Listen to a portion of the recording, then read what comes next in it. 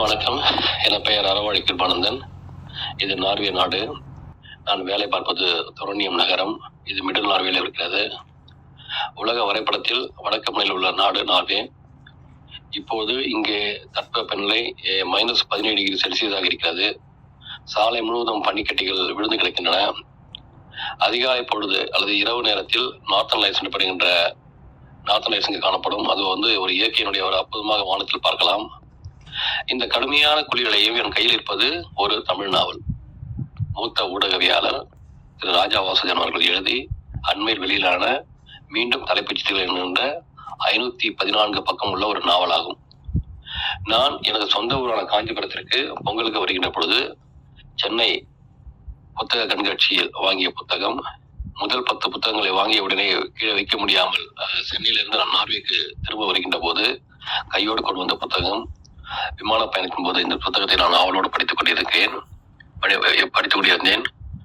இந்த தொரணிய நகரத்தில் கடுமையான குளிரையும் பொருட்படுத்தாமல் இந்த நாவலை படிக்க ஆரம்பித்துள்ளேன்.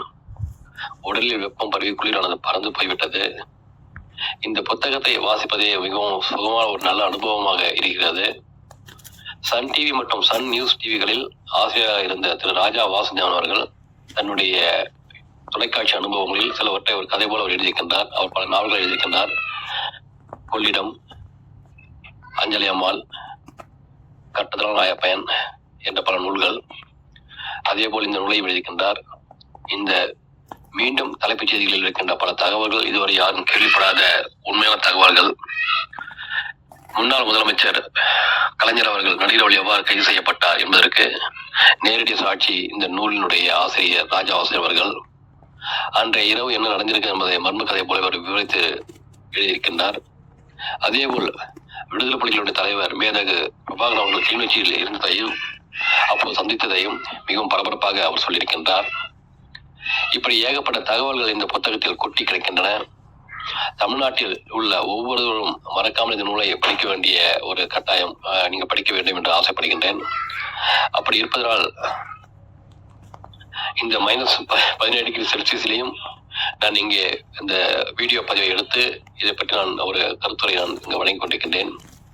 இந்த நாவலை மக்களுக்கு கொண்டு செல்கின்ற ஆர்வத்தில் தமிழ் பதிப்பகத்தில் சுமார் 50 பிரதிகளை நான் ஆர்டர் செய்து என்னுடைய நண்பர்களுக்கு நான் அனுப்பி வைக்க சொல்லியிருக்கின்றேன். ஒவ்வொருவரும் வாங்கி அவசியம் படிக்க வேண்டிய நூல் இந்த மீண்டும் தலைப்பு நூல்.